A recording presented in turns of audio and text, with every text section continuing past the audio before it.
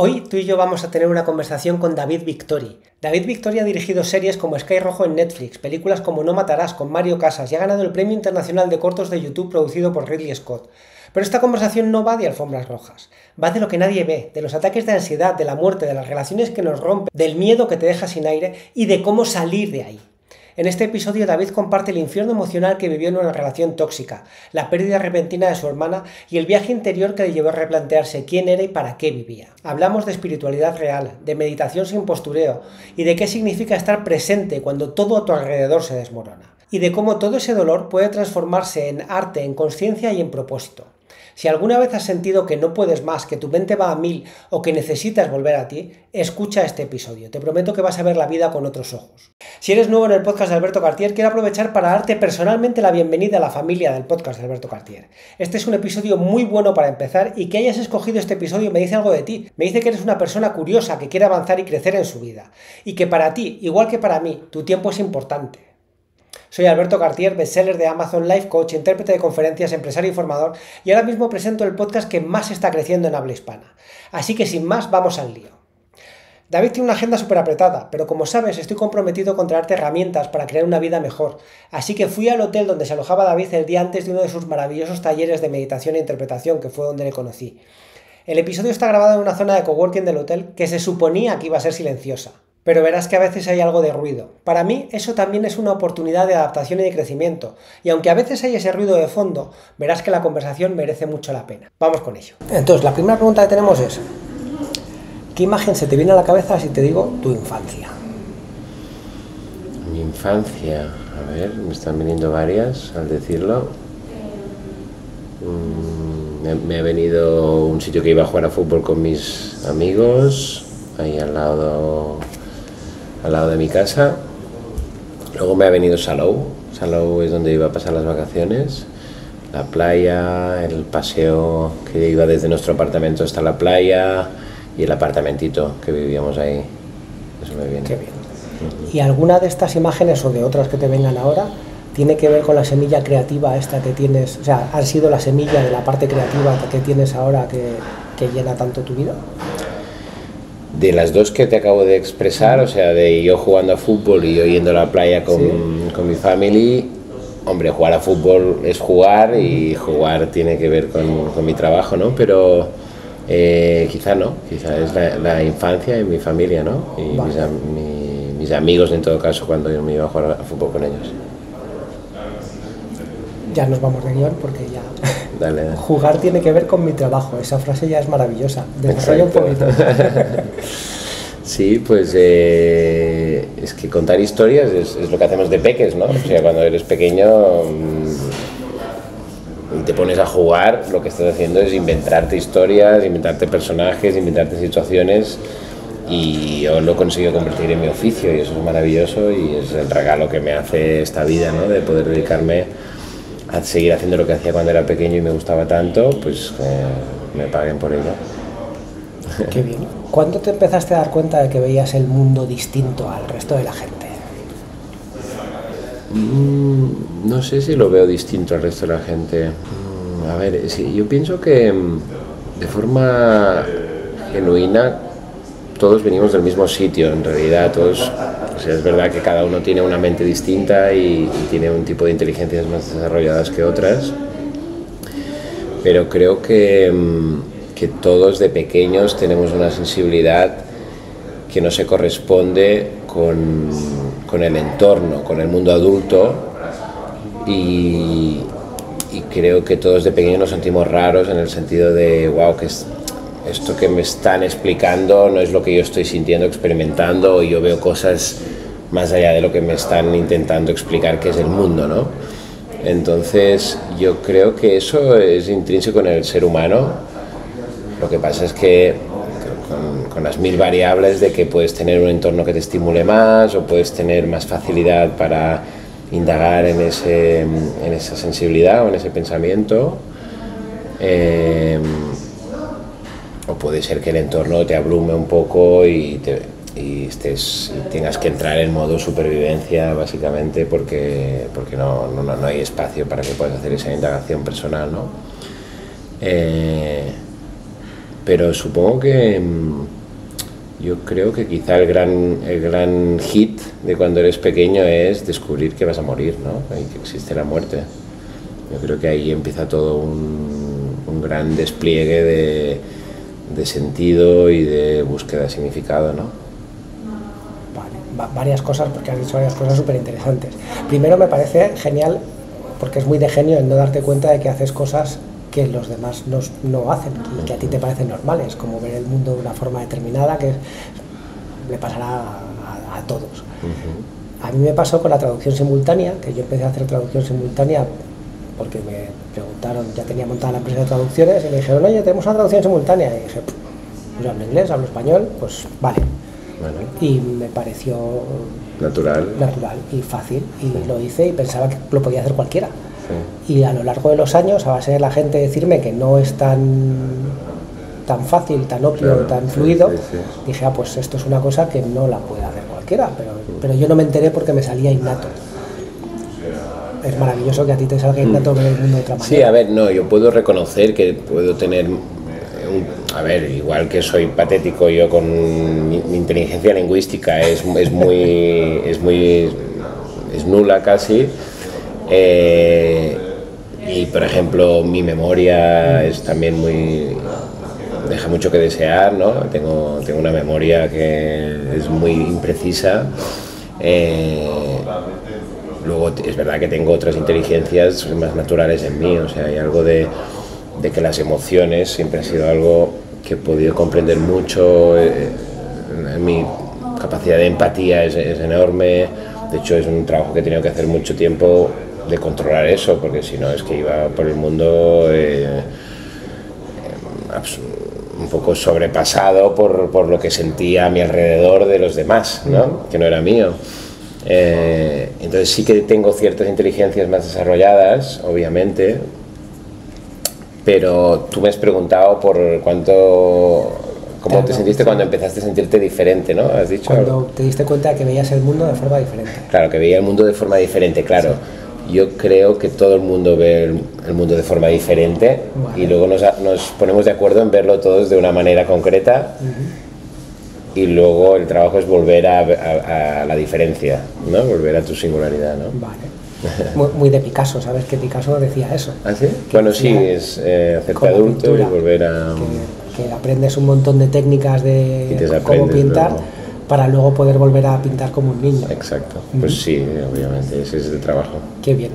Has dicho antes que crees que todos venimos de lo mismo.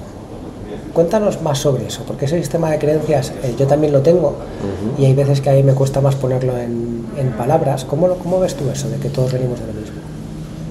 Porque si venimos de lo mismo, a lo mejor luego también vamos a lo mismo. Total. Sí, a ver, yo pienso que cuando eres un niño, ¿no? Un bebé, y en ese bebé, la experiencia del bebé es una experiencia de unidad, porque el bebé, hasta que no empieza a construir el lenguaje y empieza a poder ver el mundo desde la diferencia que genera el lenguaje, no empieza a poder dividir el mundo, no empieza a poder ponerle nombres a las cosas, y hasta que no le pones nombres a las cosas, no empiezas a separar las cosas. Si yo estuviera mirando esto que estoy mirando y no tuviera una mente que tiene la capacidad de poner nombre a las cosas, yo no podría distinguir la mesa de la silla o de la pared, ¿no? O el ordenador, porque no sabría ponerle nombre a esas cosas, y por lo tanto lo único que vería es una sola cosa con formas diferentes, ¿no? Entonces todos venimos de ahí, como es lógico, porque todos nacemos sin esa capacidad, sin la capacidad que luego aprendemos de pensar en conceptos. Y uno de esos conceptos es el concepto de nosotros mismos, ¿no? David y separado del mundo, ¿no? David y los demás, David y mamá, ¿no? Entonces, y por eso digo que todos venimos de ahí, porque todos venimos de ese espacio preconceptual, vale. Para entrar en el espacio conceptual, empezar a separar el mundo en cosas, en objetos, en nosotros y los demás. Y como tú dices, probablemente iremos a lo mismo después, ¿no? Que es... Yo creo que el trabajo, igual que decía Picasso, que el trabajo es volver a ser niños, en ese aspecto yo creo que la espiritualidad va en esa misma dirección, que es volver al espacio preconceptual, ¿no? Prenominativo, ¿no? Fantástico. Dices que sentías, vamos, que tienes una empatía muy grande y que conseguiste conseguiste gestionarla de alguna forma para no estar sintiendo lo de los demás. Total. ¿Cómo lo has hecho? Pues con mucho trabajo de terapia. He hecho mucha terapia para esto, es de las cosas que más he tratado en terapia, porque claro, es un talento en ciertas cosas y un defecto en ciertas otras, porque si vas absorbiendo todo... Mira, una cosa que me cambió mucho es el concepto de la compasión budista, ¿no? El concepto budista de la compasión a mí me cambió, fue como un clic, porque claro, yo pensaba que la empatía es importante y es algo bueno, y aún lo sigo pensando. Pero la empatía juega al reflejo de la emoción del otro, ¿no? Yo te hago de espejo y entonces tú estás triste y yo activo esa tristeza dentro de mí para poder entender esa tristeza que tú estás experimentando, ¿no? Y eso, claro, eso es una montaña rusa de emociones, ¿no? Y la compasión budista es muy bonito, porque la compasión budista, hasta donde yo sé, ¿no? Dice, yo siento tu tristeza, pero no la activo en mí, pero la reconozco y luego te devuelvo amor y compasión, ¿no? En este caso compasión. Y además, en última instancia, hay una cosa muy intensa que dice la compasión budista, que es y reconozco esa emoción, y aunque sea una emoción no deseable, vamos a decir, reconozco que estás vivo y que eso en realidad es infinitamente más importante que no estar vivo. Entonces, a pesar de que puedas estar triste, hay algo de fondo muy positivo, que es que estás vivo. Entonces te devuelvo una cierta un reconocimiento de tu emoción, pero a la vez también acompañado de un reconocimiento de que estás en la oportunidad de la vida, ¿no? Qué bonito. Dices con la terapia, vamos a aterrizarlo un poco, porque a mí me pasa también, a mí me ha pasado siempre con la mujer con la que he estado, pues que íbamos a pedir en un restaurante y sabía lo que iba a pedir, pero te estoy hablando de la tercera cita, ¿no? De que nos conocemos desde hace años. O estamos en la cama y yo no puedo dormir y le digo, y es ella la que no me deja dormir porque está pensando muy alto. Vale. Y hasta que me di cuenta de eso, de que yo tenía sueño y no me podía dormir, y dije, oye, ¿estás dormida? Y dice, no. Digo, estás pensando mucho, ¿no? Y dice, sí, estoy dando vueltas, no sé qué tal. Hostia, tía, ¿y no te quieres ir al salón a pensar? y era un problema porque yo no me podía dormir. Claro. Me inventé, me encantan los superhéroes, y me inventé un campo de fuerza como Su, la de los Cuatro Fantásticos. Vale. Y entonces subí al campo de fuerza, dejaba de percibir su inquietud, porque no son pensamientos, claro, no es telepatía, es inquietud. Y me podía dormir. Tú lo has hecho a través de terapia. Bueno, y lo que yo conseguí también fue darme cuenta, cuando estaba sintiendo algo, de no tiene sentido que ahora esté triste, por ejemplo. El ejemplo que ponías tú antes, de vale, yo percibo tu tristeza, la siento, pero sin darme cuenta a veces. Claro, es que entonces, lo tienes que hacer consciente, claro, ¿no? Entonces no tiene sentido que yo esté triste ahora, según esto. Por lo tanto, esta emoción debe ser tuya. Claro, es que la empatía en realidad no es muy práctica, porque si alguien te viene triste y que tú hagas el reflejo y te pongas triste también, no vas a poder no vas a poder colaborar en acompañarle en la salida de esa emoción, claro, si es que quiere salir de esa emoción. Entonces la compasión es mucho más práctica, porque tú comprendes eso, lo reconoces esa emoción del otro y le devuelves amor. Es mucho más práctico para poder hacer un acompañamiento a esa persona, o para poder volver al centro o con esa persona, o tú mantenerte en el centro, ¿no? Entonces, ¿la terapia te llevó a esta compasión budista o te dio otras herramientas? No, la terapia me fue llevando poco a poco a la comprensión esta y a poder, a poder ponerla en práctica, yo creo. Sí, a poder ponerla en práctica, a poder no verme involucrado todo el rato en las emociones, y sobre todo en entenderlas y, o sea, en entender ese gesto que yo estaba haciendo de reflejo y poder respirarlo y poder hacerlo consciente y poder pasar. Perfecto. Ese gesto de reflejo que entiendo que si vamos a la parte más biológica, pues son nuestras neuronas espejo. Exacto. Que están ahí ayudándonos a percibir peligros, a integrarnos, a ser parte del grupo. Claro. Y me llevan a la siguiente pregunta, que es si ha habido alguna herida emocional, alguna pérdida que te llevara a crear historias, porque si tú ya tenías esta empatía y ya tenías esta facilidad, claro, solo desarrollamos algunos dependiendo de nuestra infancia, pero siempre que lo desarrollamos es un poquito por supervivencia, por algo que hayamos percibido que era como, buf, yo tengo que saber lo que pasa aquí. O sea, yo como te decía antes, creo que el tsunami, o sea, el origen del tsunami siempre es el mismo y cada vez lo creo más, que es cuando el niño o la niña descubre que existe la muerte, ¿no? Y ahí empieza todo o sea, no hay niño o niña que pueda entender eso simplemente porque no hay adulto que pueda entender eso. Entonces, imagina un niño, ¿no? Entonces, además, que quien está intentando entender eso, que es la parte racional, la parte nominativa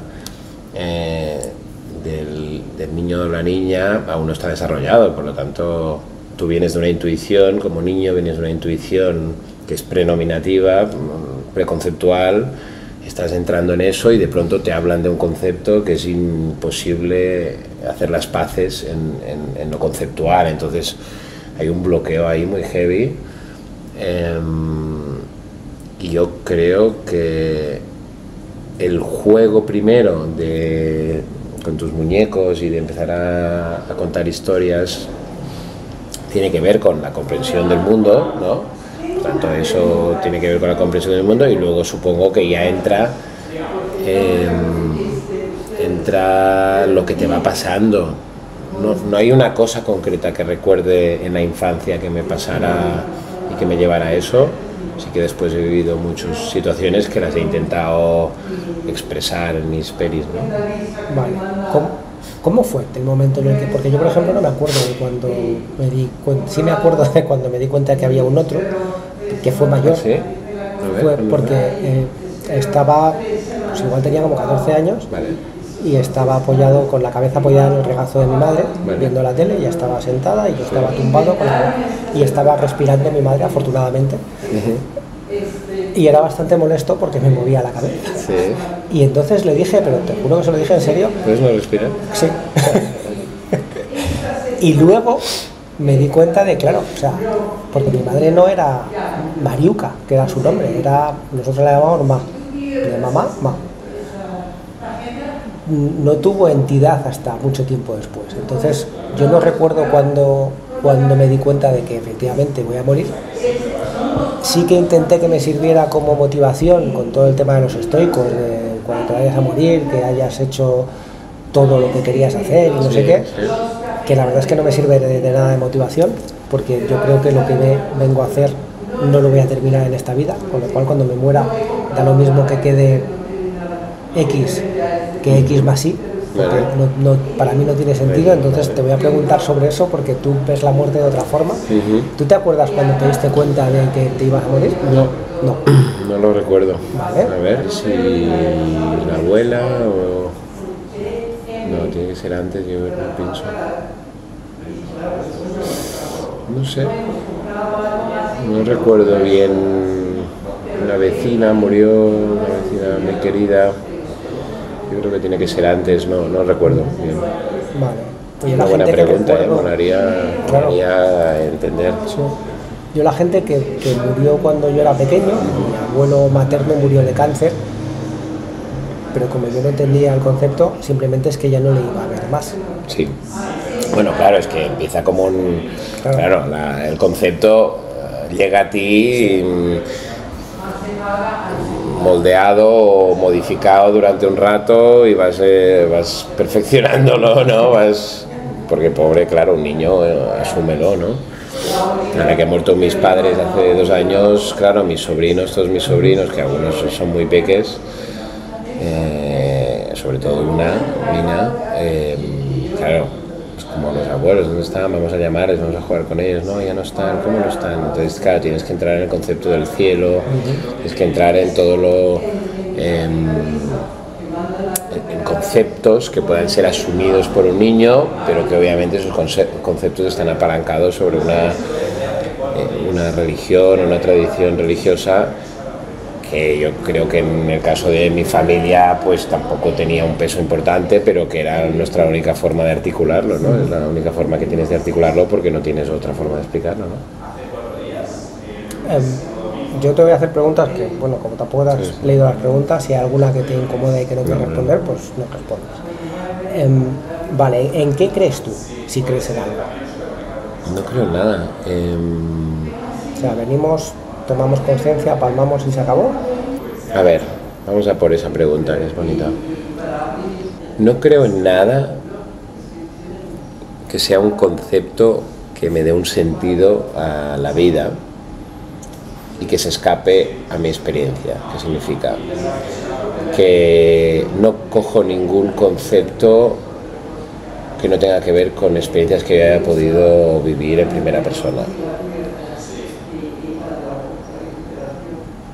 Pero en las experiencias que he podido vivir en primera persona he como reconocido límites, cognitivos o límites de mi propia percepción, porque me he visto fuera de esos límites momentáneamente, y al volver de esos espacios he podido entender la falta de capacidad de explicar esos espacios a nivel de conceptos. Entonces reconozco que hay una cosa que podemos explicar, hay algo que podemos poner en palabras, y reconozco que hay una experiencia que uno puede vivir en primera persona que abre un espacio incomprensible, inexplicable, y que por lo tanto me llena de humildad, en el sentido de que probablemente hay un significado o hay una experiencia mayor de la que se nos permite comprender. Por lo tanto, creo que, y para mí lo importante es que no tengo ambición de explicarla. O sea, me he rendido durante mucho tiempo, no, pero hay un momento que me he rendido a querer explicarla. Y en esa rendición de querer explicar eso que he podido experimentar, pero que no puedo explicar en palabras, se ha abierto un espacio donde, sin creer en nada, estoy con mucha humildad sobre la comprensión de que lo que se nos permite entender es probablemente mucho más limitado de lo que probablemente está existiendo o está siendo a través de nosotros y alrededor de nosotros, ¿no? Entonces no creo en nada, pero puedo tener la certeza de que hay algo que nos trasciende y que no se nos permite explicar, y estoy ok con eso, estoy muy feliz con eso. Vale, entonces tú has dicho, venimos aquí, ¿cómo lo has dicho? Venimos aquí, tenemos conciencia y nos morimos. Tenemos conciencia y morimos. Sí, ese es probablemente. Nuestra conciencia desaparece en ese sistema de creencias. Ese es el tema, que yo no lo sé. O sea, no lo sé, no sé si hay algo que exista antes de esta experiencia personal o individual, y no sé si hay algo que exista después de esta experiencia individual. Lo que yo puedo decirte, y lo que yo he experimentado, es que yo he tenido experiencias que están fuera de mi experiencia individual. Entonces, claro, digo, hostia, pues a partir de aquí un montón de cosas pueden pasar, ¿no? O muchas opciones están abiertas, ¿no? Pero luego tú me dirías, vale, ¿y eso en qué se traduce? ¿En qué creencia se traduce? ¿O en qué? No la quiero traducir, porque pienso que cuando entras en este juego es como querer hablar de una fiesta a la que no te han invitado y en la que no has estado, ¿no? Y no hables de esa fiesta, si no has estado no hables de ella, no, porque estás mintiendo, ¿no? Porque estás especulando. Es una fiesta que tienes que estar ahí y vivirla, ¿no? Me encanta tu respuesta porque por un lado dices no creo en nada, pero tengo la certeza de que hay algo. Lo único es que no lo sé explicar. Claro, pero no diría que hay algo. Tú has experimentado algo más allá de tu experiencia personal, ¿sí? Sí, lo que pasa es que es un algo o es un nada, no lo sé. No sé si es un algo o es un nada. No sé si que hay algo sería correcto, porque quizá lo que es nada. Lo que has experimentado más allá de tu experiencia personal es nada. Pero puede ser. Después de hacer tu curso de meditación e interpretación, que es maravilloso, y que luego si quieres ponemos también el link para que la gente se pueda apuntar, porque es estupendo. Como yo traduzco en mi cabeza, que puede ser de formación profesional lo de traducirlo, como yo traduzco lo que estás diciendo es, en el mundo, o sea, a nivel cognitivo, yo no te sé explicar lo que puede haber o no haber, estás abierto a lo que sea, o sea, serías como agnóstico, por así decirlo. Sin embargo, en el mundo de las emociones, en el estar en el presente, en el solo sentir, sí siento que puede haber otra cosa. Que puede ser otra cosa o puede no ser nada. Pero claro, es que fíjate que no es puede haber otra cosa, hay otra cosa. Hay otra cosa. Pero no es una... Pero es una cosa preconceptual, o sea, es una experiencia. O sea, es una experiencia en la que puedes instalarte de forma sostenida y que no puede ser explicada. Sin duda, esa experiencia existe, pero justamente si estamos diciendo que no es conceptual es porque no puede ser explicada, porque a la que la explicas estás deformando esa experiencia. Por lo tanto, decir que hay algo, para mí ya es un concepto. Por lo tanto, ya te aleja de la experiencia. Decir que no hay nada también me podría alejar de la experiencia, porque todo es certeza. Y ahí lo único que hay es una experiencia abierta, inexplicable. Y yo intento ser honesto con eso, y para ser honesto con eso, intento no explicarlo. Señalar cómo llegar ahí, sí, pero una vez estás ahí, es una experiencia a ser vivida, ¿no? Es que sería un poco como que no se puede explicar a qué sabe un limón. Si tú has experimentado un limón, no te puede explicar a qué sabe. Tal cual. Vale. Y si efectivamente señalas muy bien cómo llegar ahí, yo aquí a lo que me viene es el espacio entre pensamientos, ese espacio que vamos ampliando o intentando ampliar entre un pensamiento y otro, donde solo está la presencia. Claro. ¿Sí? Claro, o sea, estamos hablando todo el rato hemos hablado antes del bebé, ¿no? El bebé llega al mundo y tú miras a un bebé, más allá del recuerdo que tienes de los bebés cuando les miras, de decir, claro, mira un bebé, mira, su mirada está en el vacío, ¿no? Míralo con otra mirada, mira ese bebé comprendiendo que ese bebé que aún no sabe ni una sola palabra, ni un solo concepto, su mirada está vacía de conceptos y de mirada. Por tanto, lo que sea que está pasando neuronalmente en ese bebé, su experiencia cognitiva es una experiencia preconceptual, no hay conceptos entre el bebé y tú. Te está mirando, si un bebé te mira, comprende que es una mirada limpia de conceptos, no hay nada que esté pensando, no hay ideas que esté pensando, solo está una experiencia abierta en presente de ese bebé mirándote.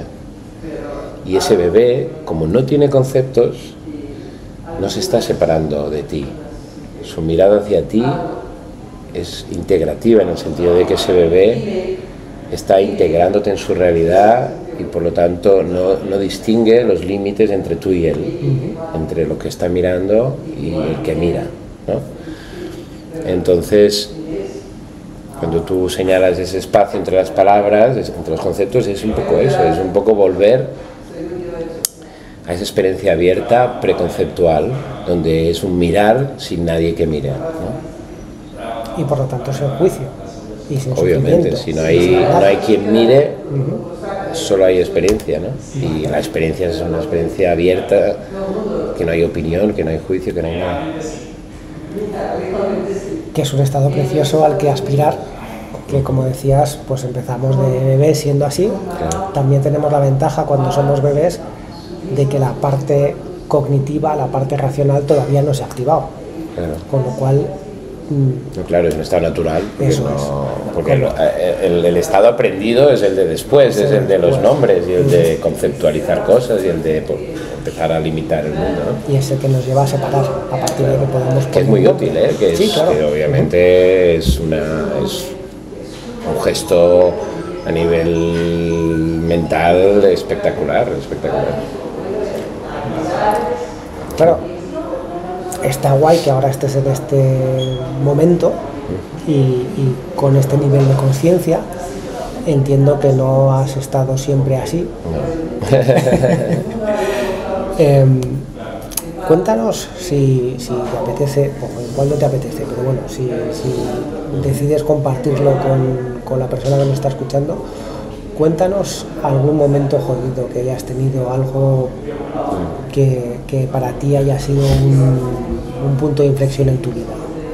Sí, pues hay dos momentos muy importantes en mi vida que son dentro de una relación sexoafectiva, una relación de pareja que tengo y que entro en unas dinámicas muy, muy tóxicas, bidireccionales, ¿no? En ambas direcciones, donde la chica con la que estoy en ese momento además conviviendo, hay un momento que por temas suyos, familiares y por patrones suyos y demás, le empieza a mosquear que yo sea muy feliz de forma sin esfuerzo de alguna manera y que no me preocupe nada y que los retos no me descentren y demás.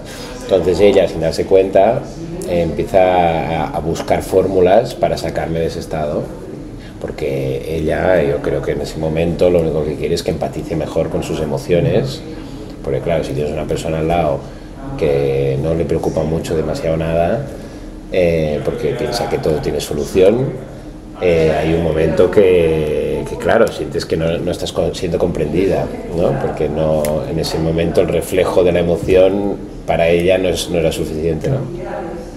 Entonces ella acaba, de entre todas las cosas que prueba, acaba encontrando una fórmula muy buena, que es generando situaciones mentales donde no hay solución. Y yo, por primera vez, entro en una sensación extraña de que la vida puede generarte situaciones irresolubles reales. Por ejemplo, para que lo entendamos. Bueno, es muy sencillo. En realidad, si yo te digo, no quiero que estés aquí, pero tampoco quiero que te vayas, ¿cómo resuelves esto? Claro. Bueno, primero que no es mi problema. Yo ahora soy capaz de ver que ese no sería mi problema. Claro, pero imagínate que tú... Sí. Claro, aquí está lo que has dicho, está muy bien, ¿no? Yo me acuerdo que luego empezar a hacer terapia me decía, normalmente la gente cuando a alguien le pone en una situación así, la gente simplemente ignora al interlocutor, ¿no? Es como, bueno, lo que me estás diciendo no tiene sentido, voy a hacer lo que me dé la gana, ¿no? Yo ahí hay una herida mía que es en el mundo de las relaciones. Para mí es muy muy importante no ignorar al interlocutor, integrarlo en sus necisidades. Entonces para mí la opción de me da igual lo que me digas no era una opción, y eso me llevaba a un sobreesfuerzo para intentar resolver algo irresoluble. Entonces, para resolver su problema. Claro. Que no es el tuyo. Sí, sí, sí. Yo no estoy hablando de ignorar. O sea, yo entiendo que tú quieres que esté y que no esté. Sí. Pero la persona te involucra en ese problema. Claro. Sí, y además estamos... Te he dicho a ti, aquí, no quiero que estés aquí, sí, tampoco quiero que te vayas, sí. ¿No? Y hay una parte afectiva que te tiene atrapado, claro. Si vas y te lo dice una persona que no tienes un vínculo con él, hace lo que quieres. Sí. Pero en este caso, imagínate que es como necesito, hay algo muy importante, que es que no quiero que estés aquí, no quiero que te vayas. Haz algo. ¿No? ¿Y tú qué? Maravilloso, ¿cómo resolviste eso?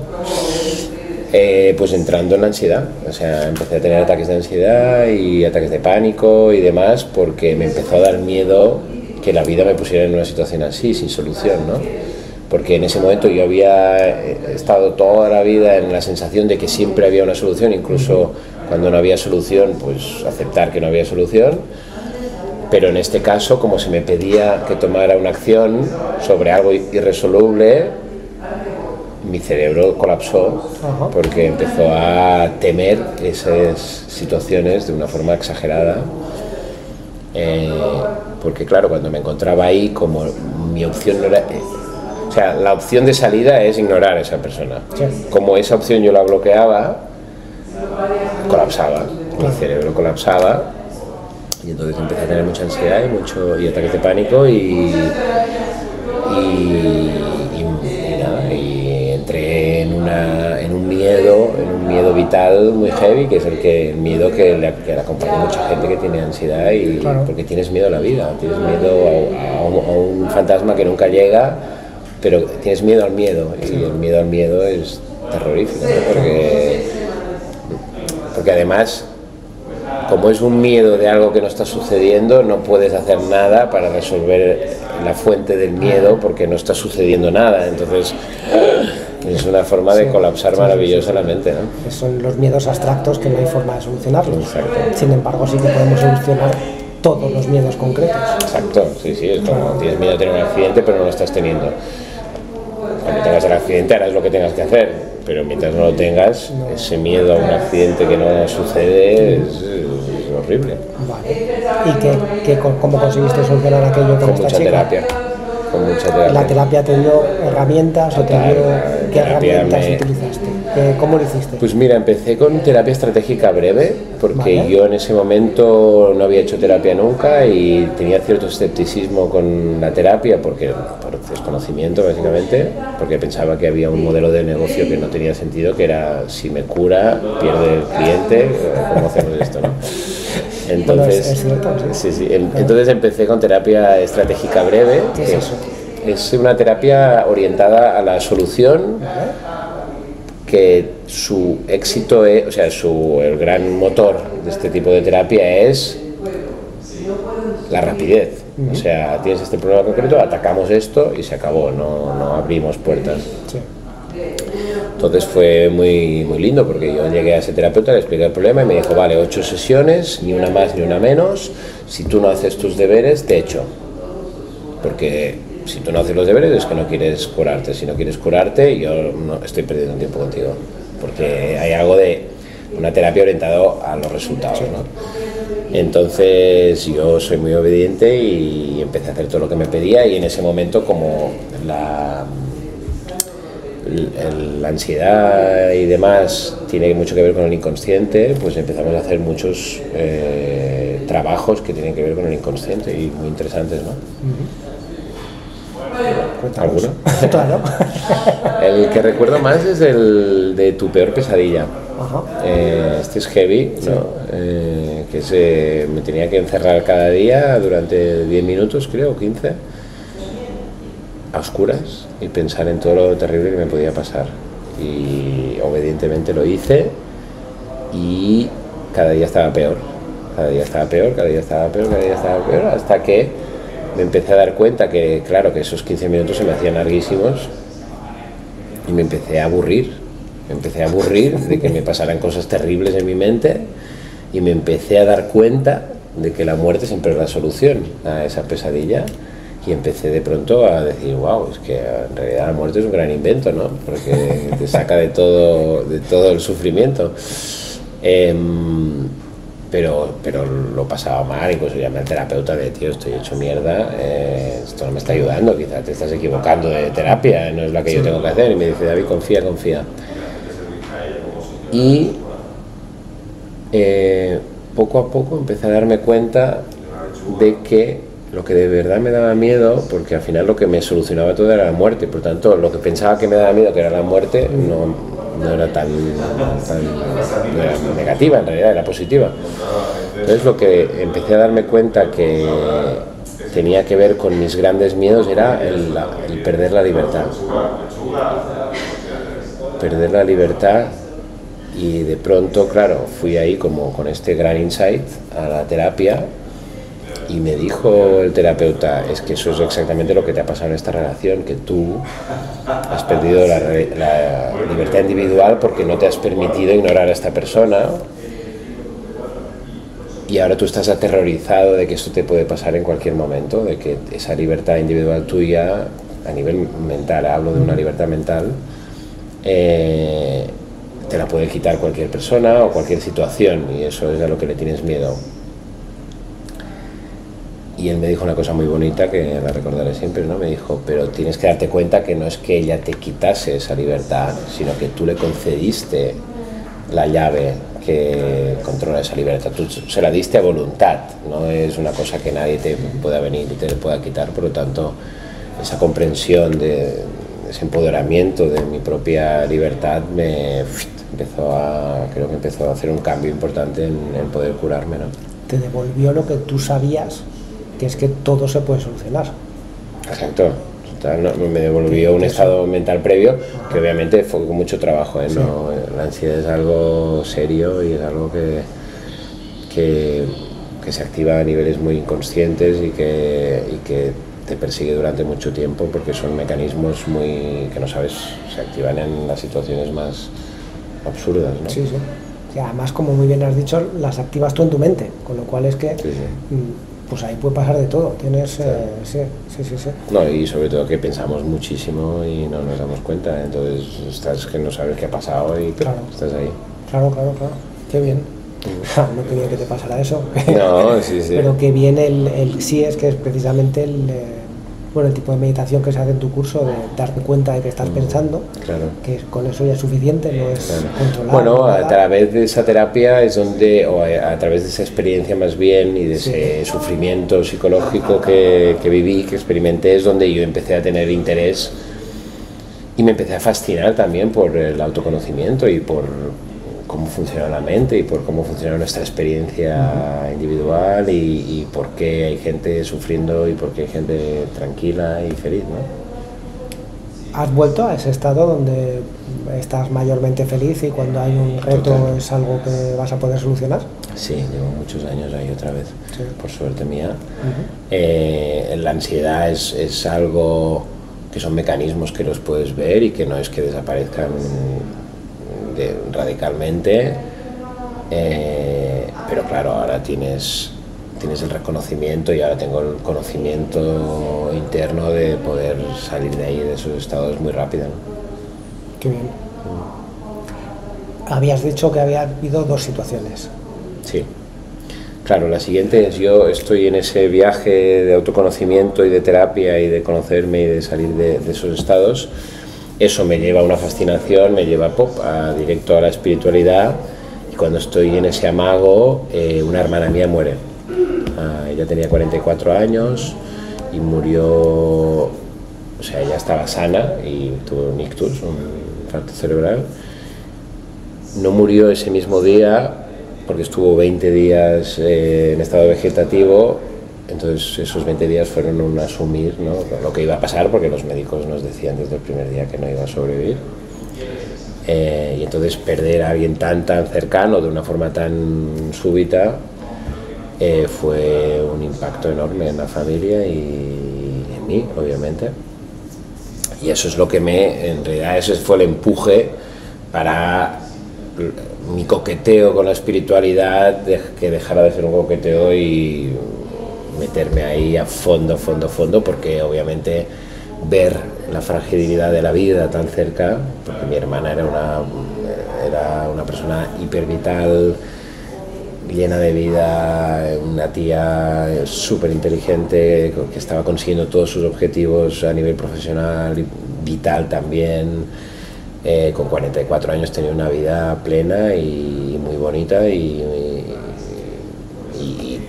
su ambición no tenía límite en el buen sentido de la palabra, y de pronto se acaba, ¿no?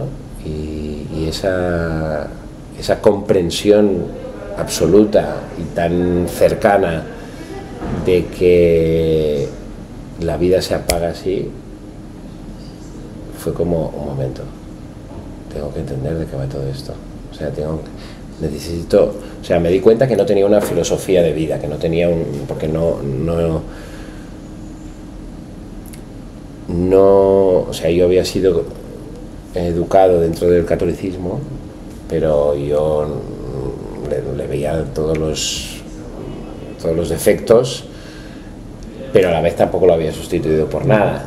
Entonces no tenía sí. no tenía una posición sobre lo que me has preguntado antes, ¿no? Entonces venimos aquí y tal, ¡pum! No tenía ninguna posición, no. Entonces tuve la suerte con un amigo mío, muy amigo, una de las personas que me acompaña desde hace más años y con el que viajamos más lejos juntos, había perdido a su padre, yo había perdido a mi hermana, y nos fuimos, como a ninguno de los dos les gustaban las vacaciones, porque nos gustaba nuestro trabajo, y nos cogimos una residencia en Holanda, una casa en medio del campo, y nos fuimos ahí. Él se fue a escribir un libro, yo me fui a escribir mi primera peli, y básicamente fue la excusa perfecta para compartir mucho tiempo juntos y para hablar de ese tema.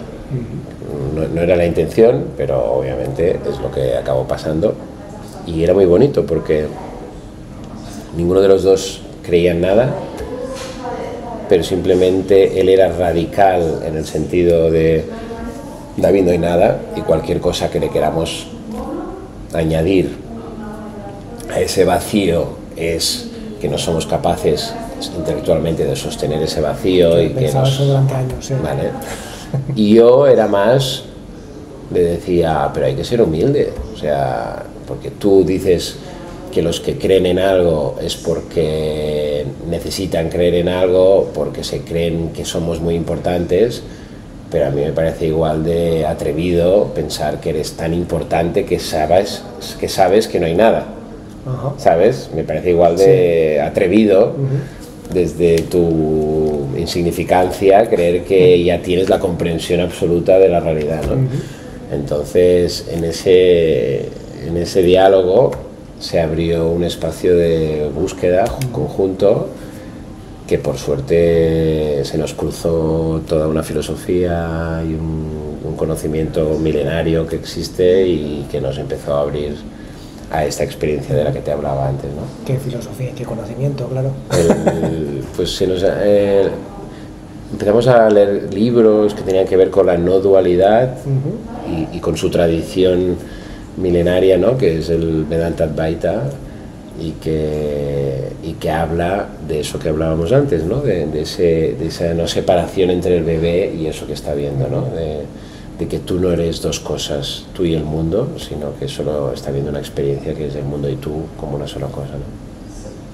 O sea, que tú eres el mundo, que el mundo es tú, es uno. Perfecto. ¿Cómo se llama tu amigo? Vicens Castellano. Vicens Castellano. Vale. Sí, para tu siguiente podcast. Sí, se lo preguntaré, qué bien. Os vais allí. Claro, todo esto nace de que tu hermana se ha muerto, que es una putada. ¿Qué pasa cuando vuelves? Porque claro, estáis de puta en Holanda, de ese viaje además en todos los sentidos, porque fue un viaje a Holanda y fue un viajazo total, maravilloso.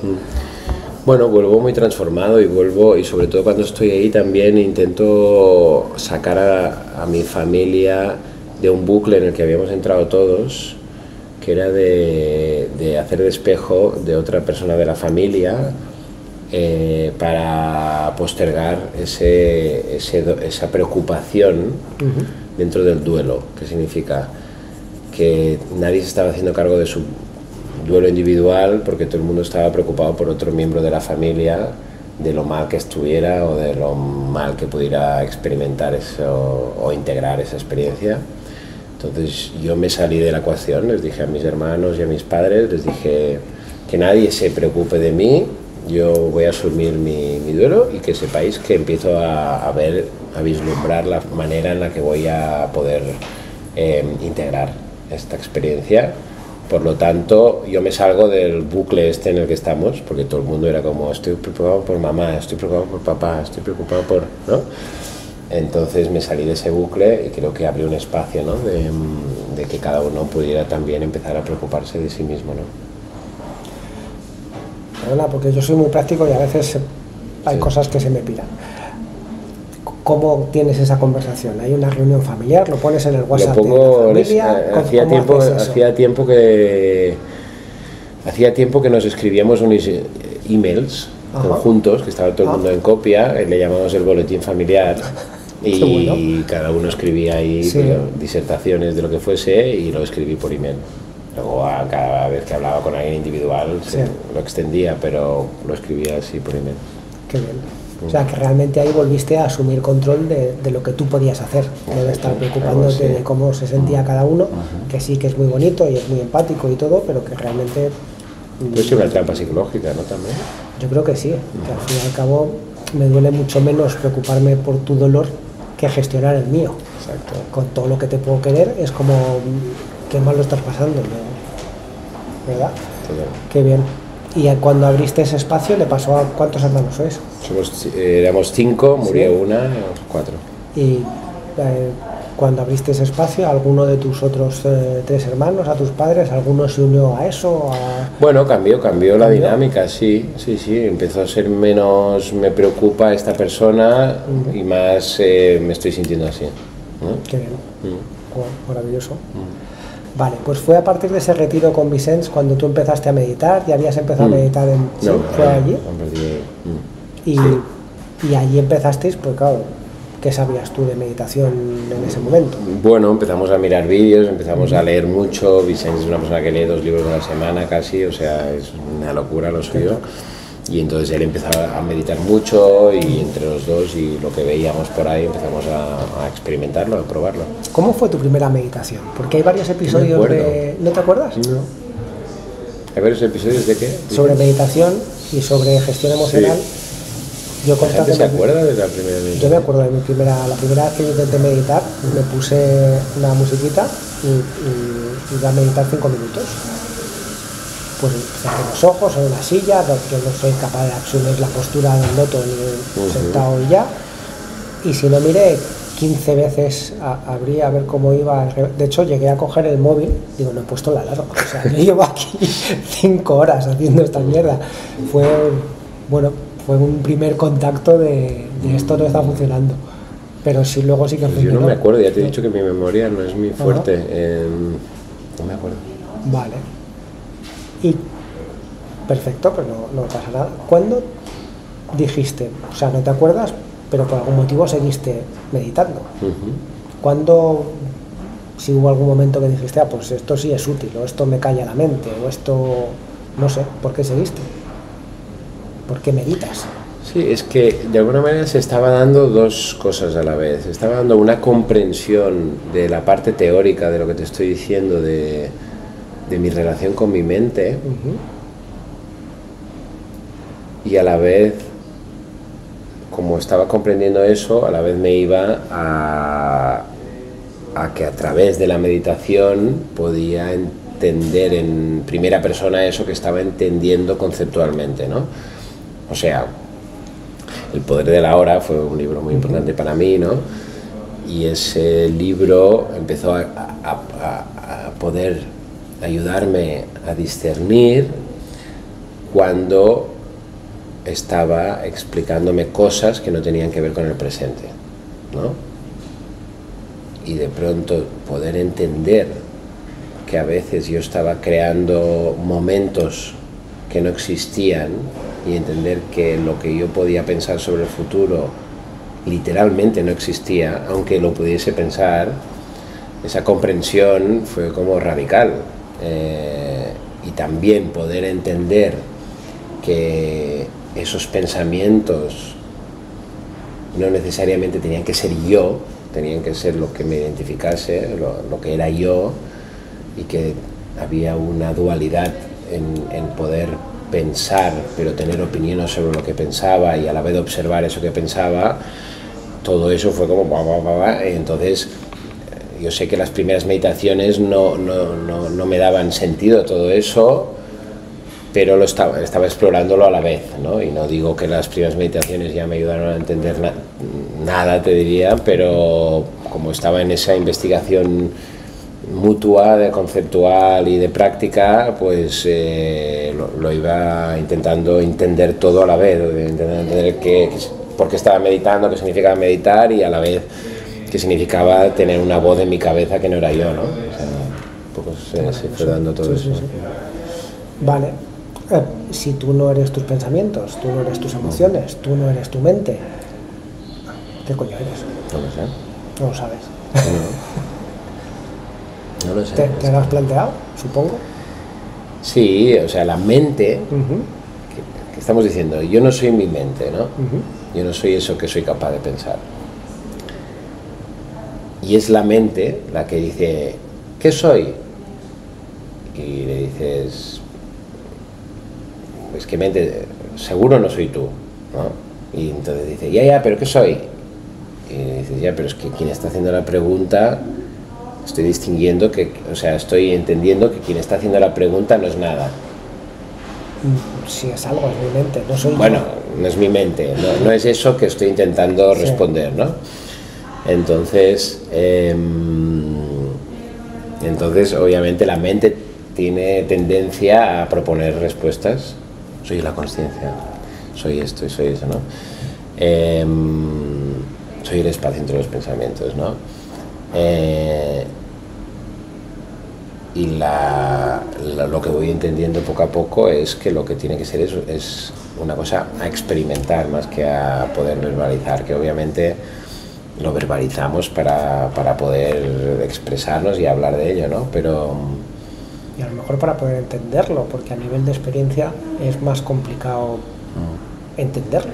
Podemos experimentarlo, pero no entenderlo. La única cosa que yo trato de ir con cuidado, porque como la mente no quiere perder el protagonismo nunca, porque le encanta el espacio que le hemos ido dando con el tiempo, enamorarte mucho de conceptos hace que te vayas a ir alejando de poder ajustarte a la experiencia, que es lo único que vas a... la experiencia es lo único que te va a poder hacer experimentar eso que eres o no eres. Y si dejas que los conceptos entren con mucha fuerza o que se vayan instalando en ese lugar, esos propios conceptos te van a ir alejando de la experiencia, creo yo. ¿Tiene sentido? No lo sé. Me refiero, no lo sé, si porque yo... es como intentar coger humo. Exacto, claro. Si yo dijese... Tú me puedes preguntar, ¿qué crees que eres si no eres tus pensamientos? Yo te diría, vale, soy consciencia abierta. Vale. ¿No? Soy consciencia abierta, no personal. Sin sujeto, sin objeto. Lo explico así, ¿no? Pero imagínate que empiezo a hacer discurso de esto y empiezo como a que cada vez que me pregunten diga lo mismo. ¿Qué eres? Consciencia abierta, ¿no? Ese concepto empieza a cristalizar, entonces hay un momento que ya no puedo experimentar lo que soy porque se sustituye por una idea de lo que soy. Vale. ¿Me entiendes? Sí. Sí, entonces lo limita. O sea, bueno, te alejas, clic. Empiezas cuando alguien te pregunta, en vez de tú experimentar, pones el nombre. No, mira, esto. ¿Sabes? Entonces, y la experiencia empieza a alejarse, ¿no? Vale. Es que es muy bonito el juego que se nos pone delante, que es, si lo quieres, no lo puedes tener. No quererlo es que se abra la posibilidad de que lo experimentes, pero si lo quieres se aleja. Es como muy bonito, es un juego muy interesante, porque es casi irresoluble, ¿no?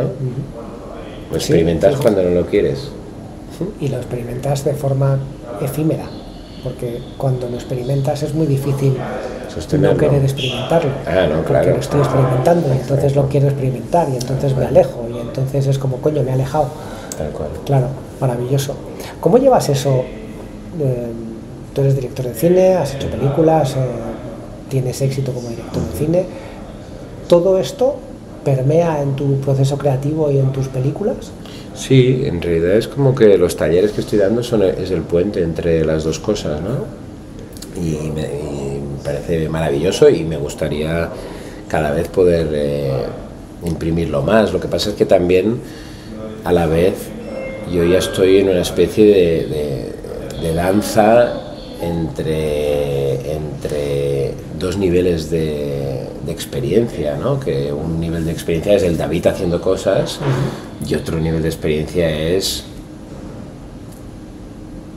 el espacio abierto antes de David, ¿no? Y yo puedo acceder a los dos niveles, por suerte, cuando quiera. El nivel de David pide más energía y pide involucrarse, o sea, yo estoy jugando un juego, mi personaje es David, el juego es la vida y quiero jugar guay, y quiero jugar bien y quiero aprender a jugar, y quiero jugar cada vez mejor.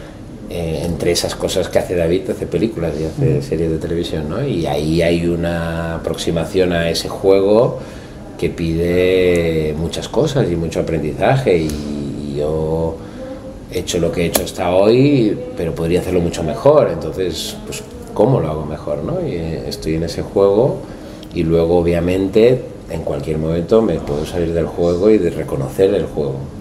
Es que es un juego esto. Y eso me da mucha paz, poder hacer ese juego todo el rato, pero te aseguro que cuando estoy dentro estoy mega involucrado con el juego, a muerte. Entonces, yo pienso que simplemente este salir y entrar hace que, sin querer, se vaya imprimiendo también lo que tú puedes llevarte de una experiencia impersonal, ¿no? Pero a la vez, si le pones mucha intención, eso puede ser también una herramienta psicológica para querer ser especial o querer hacer las cosas diferentes o un montón de cosas, porque parte del juego es tener una personalidad con tus neurosis, con tus traumas, con tus necesidades psicológicas, ¿no? Entonces tienes que ver también que eso forma parte de tus peculiaridades, ¿no? Y del truco de la vida. Es maravilloso, me gustaría entender más, porque claro, yo te estoy viendo como, bueno, pues yo soy de los de la Play, y yo estoy viendo que llegas a la Play, coges, has puesto el juego, FIFA. Estás jugando ahí, pum, pum, pum, pum, pum, y en un momento determinado, bueno, en nuestra época, cuando decía mamá, dejas de jugar, porque claro, no había forma de soltar aquello. Claro. Entonces, ¿cómo se juega el juego de la vida de David? ¿Qué Pues reglas como hay? tú y yo, igual, estamos todos jugando más o menos igual. Pasa que las limitaciones de las cosas que puedo hacer cuando le das a la A o a la X, el tuyo salta de una manera y el mío salta de otra, ¿no? Como el Street Fighter, ¿no? Cada uno tenía unos movimientos, pues... Entonces tú cuando te metes a jugar, has dicho que eres consciente, vale, ahora voy a meterme a jugar. Sí. ¿Qué reglas hay? ¿O qué, pues mi psicología, mis inteligencias, las más limitadas, las más desarrolladas, ¿Cómo ganas el juego? Porque los juegos en general son para ganar. No se gana, el juego... No, el juego vas avanzando, ¿no? Vas avanzando y la única ambición es jugar cada vez mejor, o sea, pero como cuando juegas a un juego de verdad. Mejor? Vale, buena pregunta. Jugar mejor es, desde mi punto de vista, ese personaje que te ha tocado jugar, cada vez dominar más los trucos de ese personaje para poder hacer llaves más interesantes, más habilidosas, ser más hábil con ese personaje. Vale. Ese sería jugar mejor. Y tú, si lo llevamos a ti, que... Fíjate, mira, ¿qué hace un videojuego? Un videojuego se enfrenta a un reto y tú, con tus habilidades y con la mejora de esas habilidades, superas ese reto con más habilidad o menos. Ese reto te puede tumbar o lo puedes esquivar y pasar a la siguiente pantalla, ¿no? La siguiente pantalla, que va a ser más difícil todavía, ¿no? Entonces, yo siento que es eso, es saber que van a venir retos y que tú estás ahí con tus habilidades e intentando superarlos cada vez de una forma más ágil y de una forma más precisa, ¿no? Vale. Y si en mi caso, y creo que es una cosa muy natural en todos los seres humanos, en mi caso es intentar, de entre todos esos retos que vas superando, intentando ayudar a que los demás adquieran habilidades también para superar sus retos. Vale. No lo había dicho nunca así, pero parece guay. Por lo tanto, tu juego es colaborativo, ya es en línea. Mi juego es con otra gente. Mi juego es a ver si sin que tú intentes explicar, o sea, a ver, vamos a seguir jugando a hacer este paralelismo. Yo jugando a mi juego y mostrando mis habilidades, naturalmente comparto cómo hago esos trucos que hago, por si los demás pueden usar esas habilidades también para superar sus propios retos, y creo que ese es ir superando tus retos y ir explicando cómo has conseguido esos trucos. Fantástico, ¿no? Mucho más claro. Gracias. Mola. Vale.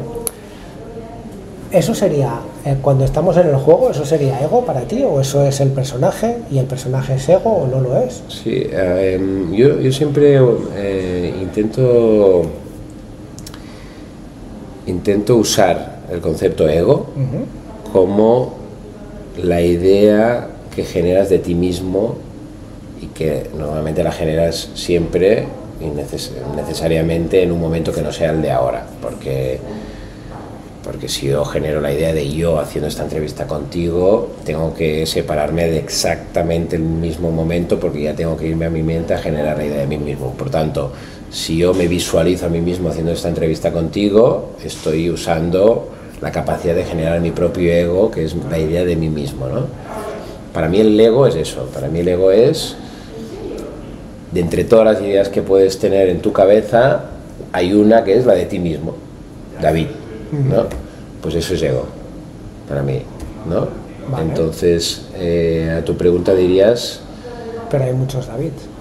Sí, hay muchos maneras, claro, de generar la idea del ego. Eres un David, pero cuando estás observando y estás intentando acceder a esa unicidad, ¿eres otro David? ¿O hay no, porque el ego es la idea de ti mismo, ¿sabes? O sea, tú puedes estar, tú y yo ahora hace rato que estamos hablando. Si estamos presentes, yo me siento presente ahora mismo en esta conversación. No me he pensado a mí mismo, vale, ¿sabes? O cuando he ido tú me has preguntado sobre algo del recuerdo, me he ido al pasado, me he imaginado a mí viviendo una experiencia y luego te he hablado de ese David. Por lo tanto, eso es de alguna manera un gesto egoico, ¿no? Pero egoico no como una cosa negativa, sino que es la idea de mí mismo, la traigo aquí, te hablo de ella, te hablo del pasado. Lo que pasa es que fíjate que diciéndote esto, hay una cosa peculiar que no había observado nunca, que es, si yo estoy presente hablándote de un recuerdo que me involucra a mí,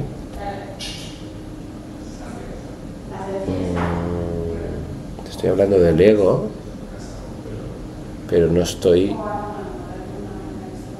identificado con él. Entonces estoy usando el ego, mi propio ego, que es yo mismo en un momento diferente a este, pero cuando te estoy hablando de él, no estoy observándome a mí mismo, hablándote de él y tratando de usar esta conversación para darme valor a mí ahora, ¿no? Hay que indagar en eso. A mí la sensación que me da es que lo que en general llamamos ego, tú lo llamas mente. No, porque... ¿No? Vale. No, porque yo podría pensar en el futuro sin mí. Yo puedo pensar en el futuro sin mí, ¿sabes? O sea, me refiero, yo puedo pensar, da igual,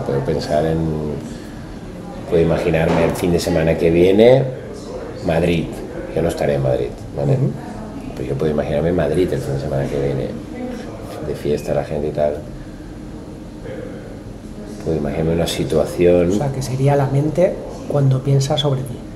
Cuando incluye dentro de esa situación que estás imaginando o recordando, te incluye a ti, a David por ahí. Vale. Hemos estado hablando de Pero miedo. es una cosa indagar más, ¿eh? Guay. ¿Quieres profundizar sobre eso ahora? No, o sea, no lo que tú quieras. Vale. Has tenido dos momentos, se me ha olvidado la palabra en castellano, dos puntos de inflexión en tu vida. Sí. Uno con esta mujer que tenía un objetivo que consiguió y que a ti te ayudó ahí, bueno, y que fue tan importante que a partir de ahí giraste hacia la espiritualidad y creciste muchísimo a partir de una experiencia de mierda. Sí. Pero en el primer episodio del podcast yo cuento un momento hace 7 años, donde también por mi relación con una mujer yo me quería suicidar. O sea, que fue tan mal que perdí los papeles. Sí, y era como, realmente no me quería suicidar, lo que quería era no seguir sufriendo. Exacto.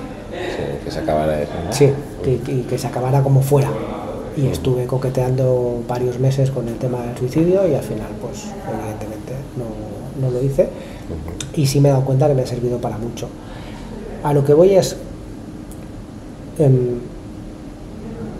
tú ahí te diste cuenta de que no podía haber situaciones que no podías resolver en la vida, que luego volviste a que al principio las resuelves todas, menos la muerte, y que cuando mueras pues también te va a dar un poco igual, porque eso ya no hay nada más que resolver, ¿verdad? ¿Cuál es tu mayor miedo hoy? Porque parece que estás como, tienes las cosas bastante bien colocadas, entras en el juego, sales del juego, observas... Sí, mi mayor miedo hoy, o sea, donde más me descentro, es en un miedo existencialista, en el sentido social, en el sentido de... Me da miedo un colapso global como colectivo. O sea, me da miedo que nuestra propia ignorancia y nuestros propios miedos individuales y colectivos nos lleven a una situación muy extrema a nivel de convivencia conjunta, ¿no? Como seres humanos dentro del mundo, ¿no? O sea, una guerra a nivel global. Me da miedo que se colapse un sistema que no es perfecto, pero que tiene muchas cosas buenas y es lo mejor que ha existido hasta ahora. Y me da miedo que en vez de seguir mejorándolo por nuestra propia inseguridades, miedos y fragilidades y debilidades, destruyamos completamente este sistema de convivencia y entremos en un marco donde la única referencia sea la violencia, ¿no? Vale. Porque me parece increíble que como especie hayamos llegado donde estamos hoy, porque a pesar de todas las cosas a mejorar, tenemos que reconocer todo lo que hemos conseguido, que es muchísimo, extremado. Es inconcebible que un ser biológico haya conseguido lo que hemos conseguido. Y me da miedo hacer un paso donde la manera de relacionarnos sea la violencia, porque claro, hemos llegado muy lejos, tenemos mucha comprensión, tenemos una tecnología que nos acompaña de forma increíble, pero la violencia sigue siendo la violencia. O sea, la competición de quién es más fuerte lo puede tirar todo por el suelo, ¿no? Eso es lo que me genera más, me descentra más. ¿Cuánto espacio mental ocupa eso? Porque parece un miedo como, o sea, primero que depende cero de ti o de mí, y por lo tanto O sea, los miedos son libres. Pero ¿cuánto espacio mental te ocupa? Ocupa bastante espacio, ¿Sí? de vez en cuando. Porque justamente la frase que has dicho es la que me tiene más inquieto. Porque tú dices, porque depende cero de ti. ¿Depende cero de mí? Me pregunto. Porque siempre he tenido una sensación de que, o sea, siempre me he sentido posibilitado de llevar la iniciativa en muchas situaciones, ¿no? Da igual la escala. Me refiero, cuando digo voy a hacer cine, todo el mundo me dice ¿cómo vas a conseguir eso? Y digo, pues ¿por qué no? ¿No? Y en este caso, obviamente, yo no soy político ni tengo ninguna influencia más allá de un círculo muy pequeño, pero todos estamos en una situación de hacernos escuchar, porque todos estamos intercomunicados de una manera que tú puedes alzar la voz y tu voz puede llegar tan lejos como el mundo, ¿no? Sí. A nivel de posibilidad. Más que eso tenga algún tipo de influencia. Sí, pero a nivel de posibilidad, o sea, a nivel de herramientas a tu alcance, tú puedes decir algo, este vídeo lo vamos a colgar y el potencial de audiencia es el mundo entero, ¿no? Luego es que lo escuchen 10 personas, ¿no? Pero a nivel de potencial está ahí. Entonces, claro, que yo puedo hacer cero no es realista, o sea, no es real. Vale. ¿No? Cero Estoy no. de acuerdo, cero no. Cero no. Que mi posibilidad es limitada, obvio. Que mi alcance de influencia es limitado, obvio. Pero el potencial está ahí, latiendo. Vale. El potencial de cambiar el mundo está ahí, latiendo. Vale. El mundo puede cambiar a raíz de una persona, ¿no? Lo hemos visto varias veces, Lo hemos visto varias veces en la historia.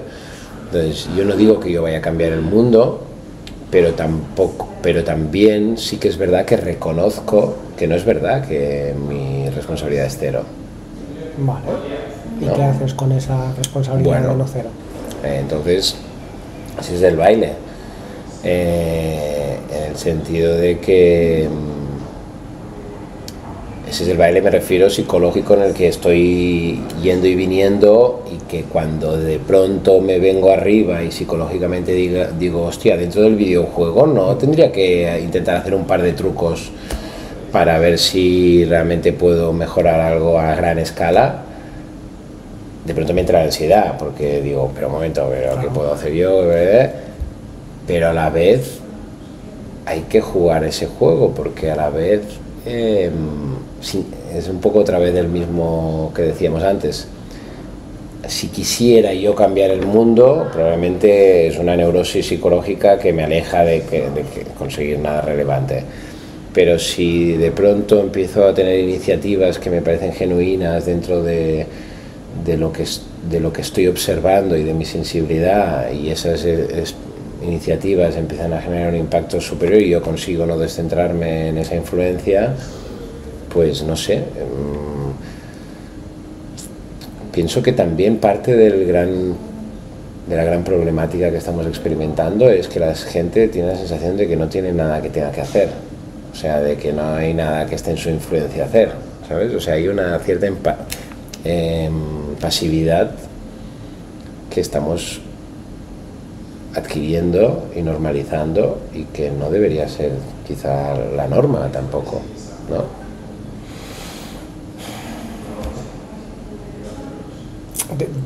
Yo no tengo intención de... O sea, yo no veo la influencia que yo puedo tener para cambiar el mundo a nivel de que no haya una catástrofe, porque tu miedo es un colapso de la civilización. Sí. O sea, que haya algún tipo de guerra mundial con o sin guerra nuclear, pero que volvamos a una situación suficientemente... primitiva como para tener que luchar físicamente por nuestra subsistencia. Sí. Cuando yo he pensado cosas de este tipo, mi conclusión siempre ha sido: O sea, el Alberto de ahora no está preparado para esa situación. Si eso sucediera dentro de 15 años, el Alberto de ahora no está preparado para resolver problemas dentro de 15 años. Pero sí me da mucha tranquilidad saber que siempre he sido capaz de resolver todos los problemas que se me han puesto por delante. Entonces, cuando eso suceda, si sucediera, lo resolvería. Claro, pero eso es para estar en paz con la posible situación que se dé. Ahora de lo que estamos hablando es, como tú formas parte de esta civilización, Sí. Que tienes cero influencia sobre eso, hemos observado que no es cierto. Que no es cero. No es cero. Sí. No es cero.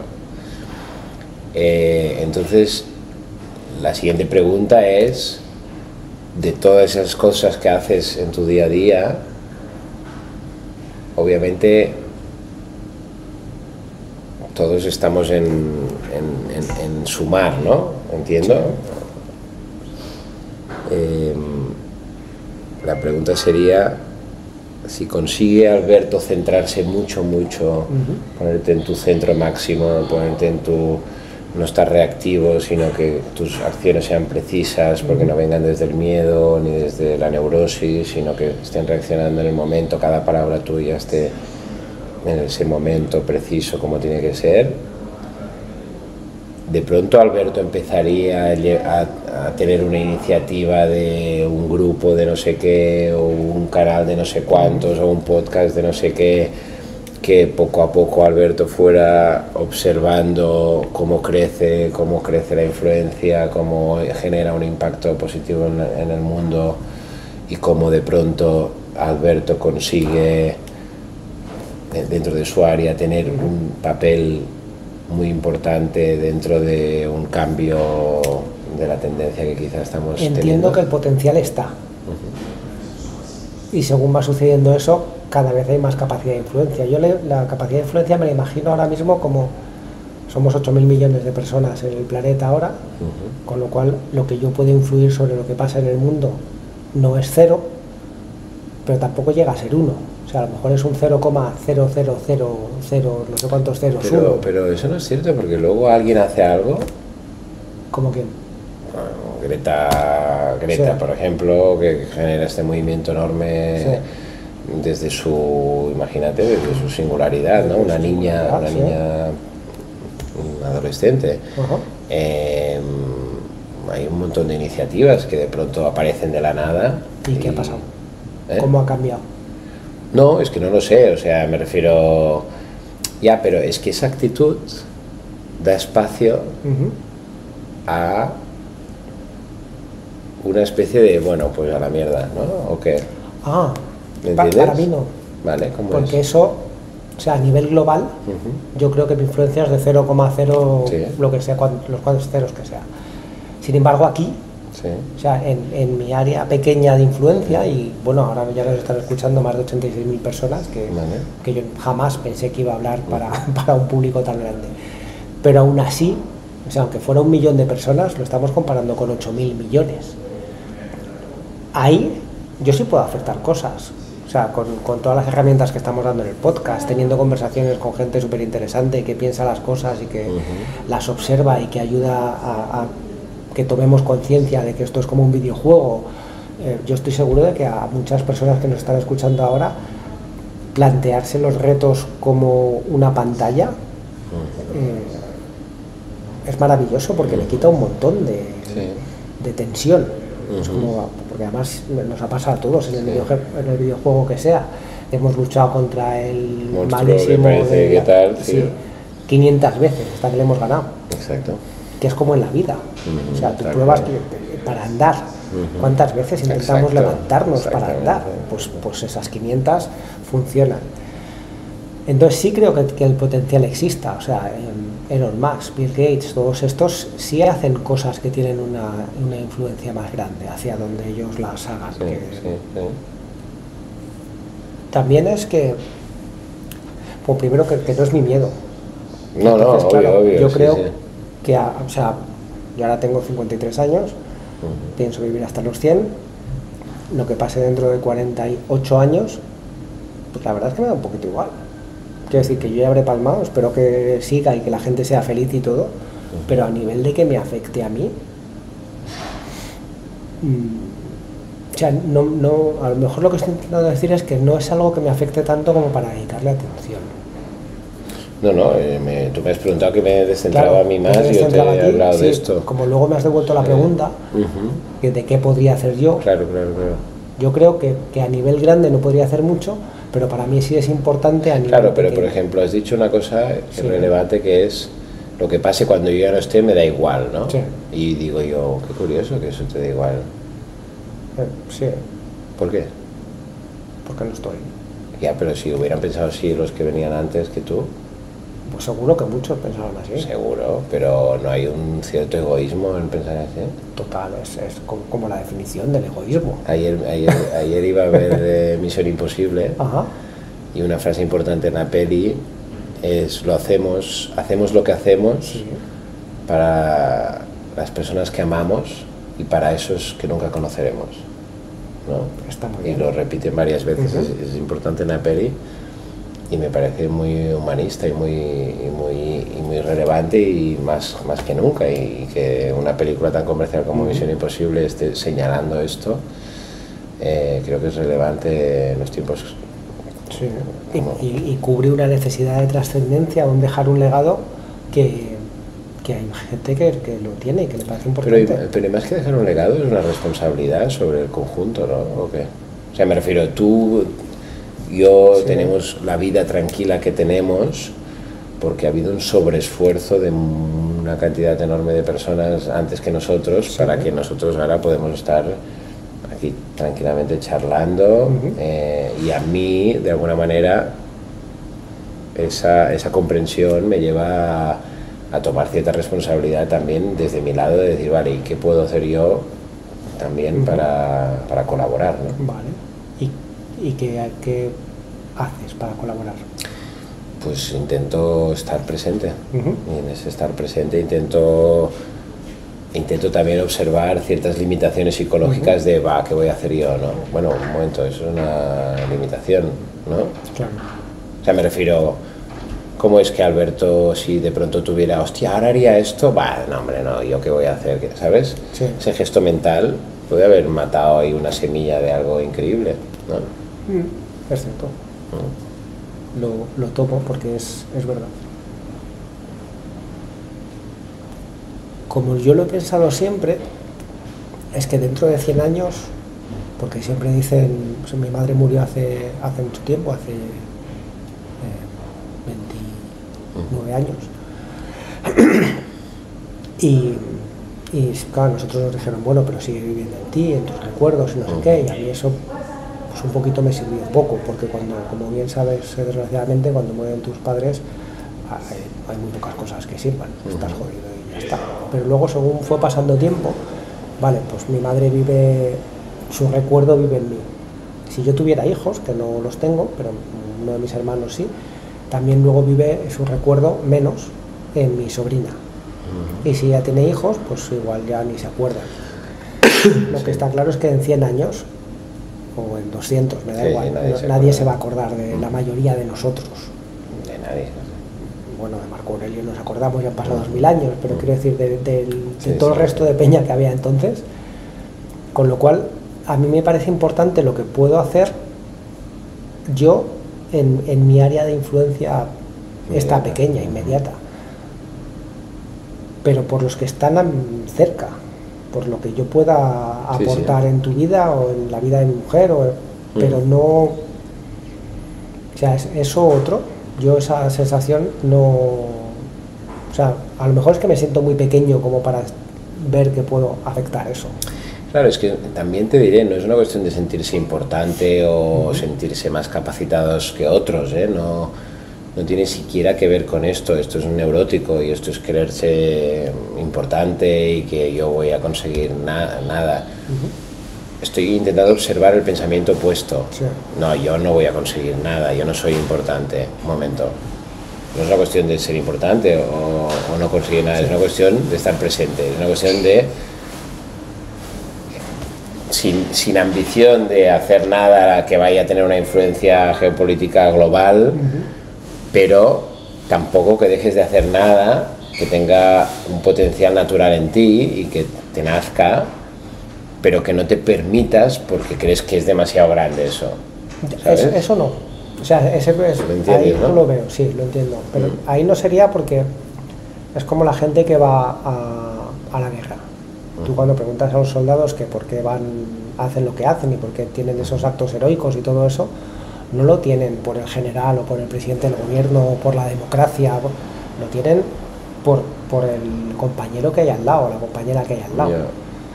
Entonces, ahí yo sí estoy, en esa trinchera ahí sí que me identifico, o sea, sí que puedo hacer esto y luego cuando alguien hace un comentario y, joder, este episodio me ha servido muchísimo, gracias, digo, coño, pues qué bien. Pero es por gente, bueno, y ahí incluso sale de mi mini área de influencia y yo tengo una área de influencia más pequeña que la tuya, porque tú llegas a millones de personas con tus series y con tus películas y con todas las cosas que haces. Lo único es que a mí no me motiva el hacerlo para toda la humanidad. Sí, pero yo no es una cuestión de motivación, ¿eh? ¿No? O sea, intento, a ver, estoy observándolo contigo, ¿eh? Sí, No es sí, que sí. lo tenga pensadísimo esto, pero no es una cuestión que la motivación nazca de ahí, es una cuestión de que tú formas parte de eso. Entonces, formas parte intrínseco de eso, Sí, ¿no? que es de una civilización. Sí. Eres una 0,00, ¿no? Pero Sí. estás ahí, ¿no? Estamos todos en un mismo barco. Vale, hasta ahí de acuerdo. De acuerdo. Tú estás en un barco de que hay dentro de un montón de gente y la pregunta es, si Alberto observa que este barco se está hundiendo, ¿sí? Sí. Tú vas a ir a donde está la causa Sí. de ese hundimiento o dices, no, yo no soy mecánico, no soy capitán de barco, yo me quedo aquí donde estoy, hablando con los que estoy hablando e intentando estar positivo de que, bueno, que quizá no nos hundimos. Vale, muy buen ejemplo.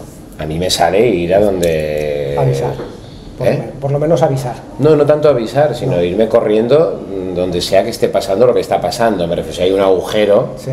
en el casco. en la estructura del barco, pues me voy a ir hasta donde esté el agujero, porque mi iniciativa natural es ir ahí, primero entender lo que está pasando y luego, pues si puedo ayudar a sacar agua, a hacer tal, o a organizar a la gente o a lo que sea.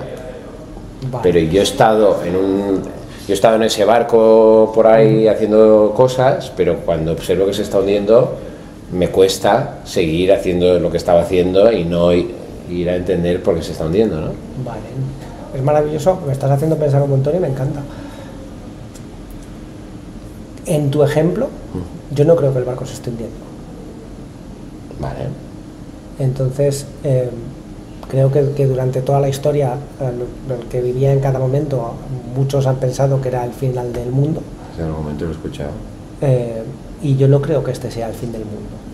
O sea, yo creo, como bien dices, estamos viviendo un momento maravilloso, es cuando hay más solidaridad, cuando se está ayudando a más gente, cuando hay menos muertos por guerra, cuando hay... O sea, estamos en un momento de puta madre. Sí, sí. Que esto puede derivar, si sigue siendo todo así y seguimos consumiendo recursos a lo bestia, que entiendo que es a lo mejor a lo que te estabas refiriendo, ¿no? No. Vale. Entonces, ¿por qué habría un colapso civilizacional? Porque sigo a varias gente Sí, que son para mí gente muy, muy inteligente. Vale. Y sobre todo que tienen comprensiones profundas sobre la historia, sobre Di los nombres, porque así Yuval podemos Harari, buscar. el Sí. autor de Sapiens, por Sí. ejemplo, Sam Harris, por ejemplo, Río, no me acuerdo cómo se llama, ya te lo pasaré también. Otro tipo experto en economía y que estudia las civilizaciones y demás. Y todos los indicadores, sí. desafortunadamente, todos los indicadores geopolíticos apuntan a que estamos muy cerca de un colapso. ¿De un colapso de qué tipo? Pues de un colapso mundial a nivel de civilización. ¿Qué significa eso para Significa nosotros? probablemente una guerra a nivel global. Bueno, claro, la guerra habrá un momento que supongo que la alternativa será nuclear, pero sí, o sea, Estados Unidos ha dejado de ser referente a nivel de civilización. Sí. Afortunadamente. Sí, afortunadamente. El problema es que no hay una alternativa. Vale. O sea, no es que ahora Europa es el referente. Estados Unidos ha dicho chao y eso está colapsando de alguna manera todas las alianzas y demás. Y está abriendo espacio a que el modelo está en crisis, ¿no? Y de alguna manera no hay una alternativa ahora mismo, ¿no? Y entonces lo que defiende y lo que tú has estado viendo con esta gente que sabe un montón a nivel geopolítico es que no va a haber una solución, va a haber un colapso, no va a salir otra cosa. Los indicadores señalan que está yendo a peor. Que está yendo a peor. Es que el problema es que de alguna manera no es una cosa que es la primera vez que pasa, es una cosa que ha pasado muchas veces en la historia. Sí. Y que de alguna manera donde acaba estos pasos que se están llevando. ¿Cuándo ha pasado otra vez, por ejemplo? Ha pasado otra vez antes de la Segunda Guerra Mundial, y ha pasado otra vez antes de la Primera Guerra Mundial, y ha pasado antes en otras civilizaciones, en Roma y demás, ¿no? Claro, y seguimos. ¿A qué te refieres? Que después de la caída del Imperio Romano, de la caída del Imperio Sí, lo que pasa es que, claro, nunca ha habido tanto potencial de destrucción en tan pocas manos. O sea, el problema grave, de alguna manera, es que ahora la capacidad de destrucción que existe a nivel de tecnología es global, o sea, es total. No es que un señor va y los que están viviendo no sé dónde van a estar ahí tranquilamente, ¿no? Es que chao, muy buenas. Entonces, bueno, puede ser, sí. Quiero decir, no me preocupa. Qué bien, y supongo que sucederá algo. O sea, no me preocupa porque si hay un holocausto nuclear, sobrevivirá quien sobreviva. Sí, lo que pasa es que a mí lo que quizá me preocupa es que lo estoy viendo. Si no lo estuviera viendo estaría tranqui. Lo estoy viendo. Entonces me cuesta seguir donde estoy en el barco y no levantarme. Parece maravilloso. Te lo voy a devolver con algo que has dicho tú en la entrevista. Sí. Igual esta es tu siguiente pantalla. Sí, y cuando pase, no lo sé. Quiero decir que si vuelves a tu centro de, vale, ahora entro en el videojuego y ahora salgo, porque ahora mismo esto es como, yo me imagino que dentro de una serie de niveles va a haber una pantalla de la hostia, ¿no? Claro. Que no lo sabes, que parece que sí, que puede haber que... Obvio yo puedo salirme de ahí gracias a la capacidad que tengo, puedo salirme de ahí en cualquier momento y me pongo en paz con todo. Te pones en paz, vale, pero es el miedo que... Pero tú me has preguntado, ¿qué es lo que te descentra más? Esto es lo que me descentra más dentro del videojuego. Dentro del videojuego. Al David del videojuego le descentra estar observando lo que está observando con la claridad que lo está observando, porque es abrumadora. Los indicadores son enormes. Abrumadores. Sí. Me leeré y... no sé si quieres entrar ahí. Sí. A mí eso me parece interesante. Bueno. Aparte que, de nuevo, como yo he trabajado mucho lo que yo puedo hacer y lo que no puedo hacer, y dentro de lo que puedo hacer también la cantidad de energía que necesita, porque claro, a lo mejor sí que podría convertirme en una Greta Thunberg o como se apellide la chica esta, pero es que no me entretiene.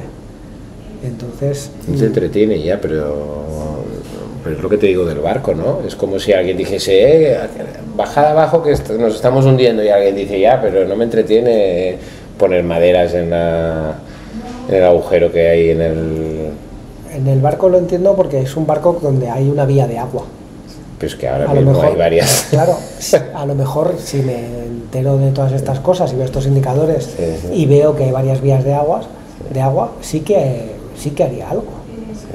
En ese caso me entretendría, porque no sería capaz de hacerlo. Si fíjate, ayer, hace 2 días, vi una cosa que me pareció muy interesante, porque también dices, vale, entonces ¿qué hay que hacer? O cómo se empieza aquí, o cómo...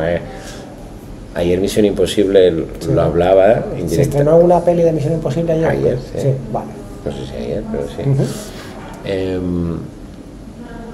Y ellos también lo señalan en un momento, y me parece guay, porque un día antes yo había visto una iniciativa de una gente que me gustó mucho y que es muy simple. Dice, se ha acabado us and them. O sea, nosotros y ellos. Vale. Se tiene que acabar esto. No es us and them. No es nosotros y los demás. Sí. Y Misión Imposible hay un momento que básicamente se sustenta también todo un poco la trama en un poco eso. De hecho, el enemigo es una entidad digital. Entonces hay una cosa... Spoiler aquí. No, bueno, te lo dicen desde el principio. Sí, vale, sí. Vale. Pero que me refiero que es la primera vez, te diría, creo, que la película no es que los malos son los rusos o los comunistas o los no sé quién. Bueno, me viene Terminator a la cabeza. No, digo de Misión Imposible. De Misión Imposible, vale. Pero que me refiero que esto, por ejemplo, fue una cosa que veía el otro día y que me emocionaba porque es muy simple, ¿no? No es nosotros y los demás, no es... Sí.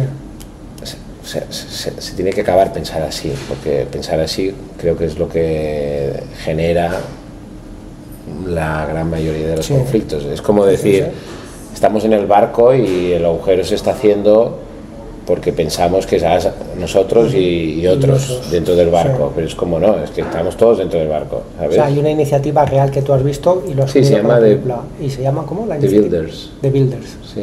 Vale. Tengo que investigar un poco más, ¿eh? Vale. Vi así por encima, me gustó mucho, me lo apunté. Y justo una de las cosas que quiero hacer estos días es investigar a ver qué están haciendo. Genial. Porque tiene que ver con ellos, distinguen entre si eres constructor o si eres destructor. Vale. ¿Estás construyendo o estás destruyendo? ¿No? Claro. Es una forma muy simple de ver las cosas, sí. ¿no? Sí, además yo estoy de acuerdo en que en esta no dualidad debería ser todo as. Claro. Porque claro, tiene que ser todos nosotros. Y además que estamos todos en el mismo planeta, o sea que sí, estoy de acuerdo. Vamos a ir terminando. Si hoy fuera tu última entrevista, ¿vale? ¿Qué te gustaría que quedara grabado para siempre? Pues un poco a raíz de lo que estamos diciendo, pienso que dentro del videojuego y dentro de este mundo en el que es práctico separarse constantemente para poder pues velar por tus intereses individuales y por tanto sobrevivir, comprendiendo que ya estamos en una convivencia que nos facilita sobrevivir, aunque hay gente que aún obviamente está en situaciones vulnerables y necesita ayuda, pero más allá de eso, creo que tenemos que reconocer que nos necesitamos entre todos y que pensar entre nosotros y los demás, o sea, hacer esa división constante para reafirmar tus ideas sobre las cosas, creo que tienes que ir reconociendo que no, que lo hacemos en realidad para sentirnos que estamos luchando contra algo, ¿sabes? Y para sentirnos que tenemos razón sobre los demás. Pero que es una cosa muy simple eso, que al final todos los seres humanos que existen solo quieren una cosa, que es alejarse del sufrimiento y acercarse a la paz, ¿no? Entonces, esto lo compartimos todos. Cualquier persona que te dañe lo está haciendo porque tiene algún tipo o de enfermedad mental o de necesidad imperiosa y una confusión sobre el papel que juegas tú sobre esa necesidad, o porque está sufriendo profundamente, ¿no? Entonces, devolverle tú lo mismo es absurdo, ¿no? Entonces, yo creo que hay que empezar a mirar desde otro lugar, hay que empezar a mirar desde una visión de conjunto y una visión desde que al final todos queremos convivir, todos queremos sentir paz y todos nos emociona ver un atardecer y estar en la naturaleza, Por lo tanto, hay que, creo, facilitarnos el poder vivir una vida en armonía y entre nosotros sentirnos que tenemos que ayudarnos entre todos, ¿no?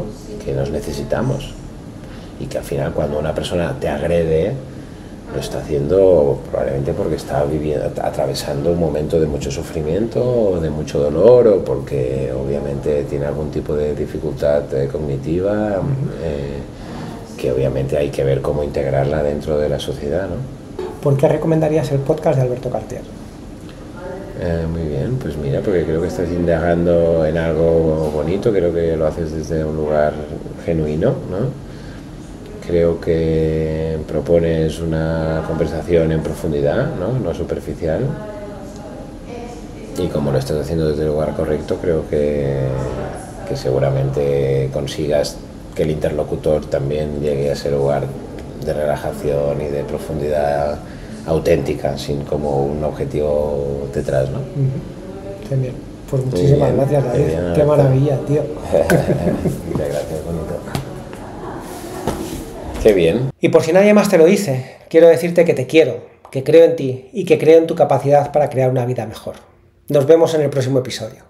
Ah, y una cosa más, la parte legal. Este podcast se presenta solo para propósitos formativos y de entretenimiento. No pretende sustituir consultas con el médico, con el psicólogo, con el psiquiatra, ni con ningún otro profesional cualificado.